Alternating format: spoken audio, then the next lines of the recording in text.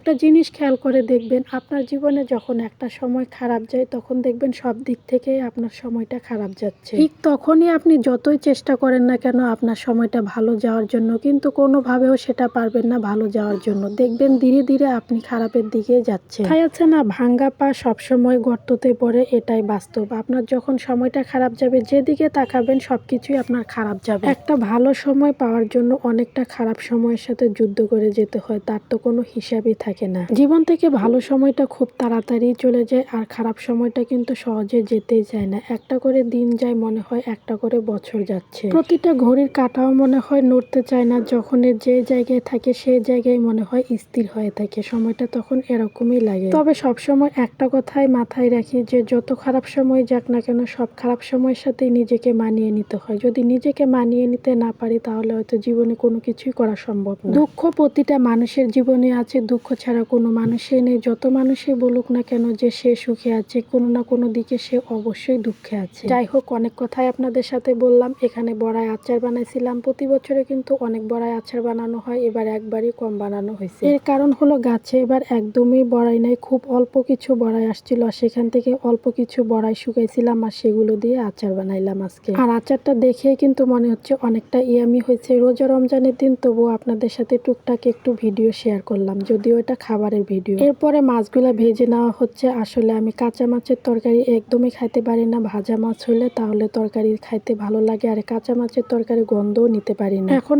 রমজান মাসের দিনগুলো তো একদমই যাচ্ছে না, এক একটা দিন অনেক বড় মনে হচ্ছে, আর এখন রোজাগুলো কিন্তু অনেকটা কষ্ট হচ্ছে। সেই কখন যে সকাল হয়েছে, এখন পর্যন্ত কিন্তু বেলা যাচ্ছে না। আমার কাছে এরকম মনে হচ্ছে, কষ্ট হোক আর যাই হোক, রোজা কিন্তু ভাঙ্গা যাবে না, রোজা থাকতে হবে। আর এদিকে আমার ভাতিজা গাছ থেকে অনেকগুলো পেয়ারা পারেন আনি আমাকে ডাকতেছে, বলতেছে যে মা তোমার জন্য পেয়ারা নিয়ে আসছি অনেকগুলো। তো পাকা পাকায় সবগুলো দেখি অনেক সুন্দর লাগতেছে। যদিও আমার পেয়ারা তেমন একটা পছন্দ না, তবে গাছেই দেখা যায় অনেক পাখি খেয়ে ফেলে, কেউ খায় না, এমনিতেই পড়ে থাকে। আর নিজের বাড়িতে কোনো জিনিস থাকলে একদমই কিন্তু খাইতে মন চায় না। যখন দেখা যায় অন্যের বাড়িতে কোনো জিনিস দেখা হয়, তখন কিন্তু খেতে অনেকটাই মন চায়। সেম অবস্থা কিন্তু আমারও। এদিকে আবার ভাবি কচু শাক কাটতেছে। কচু শাক কিন্তু খেতে বেশ ভালোই লাগে, তবে আমাদের বাড়িতে আবার আমার মা খেতে পারে না, মার নাকি গলা ব্যথা করে, এই জন্য খাইতে পারে না। আর নাপা শাক বাচ্চা হচ্ছে, এগুলো কিন্তু দিয়ে পেলকা রান্না করা হবে। আমাদের উত্তরবঙ্গের মানুষ কিন্তু পেলকা অনেক বেশি পছন্দ করে, বিশেষ করে রংপুরিয়া যারা, তারা মূলত বেশি পছন্দ করে। তবে সবাই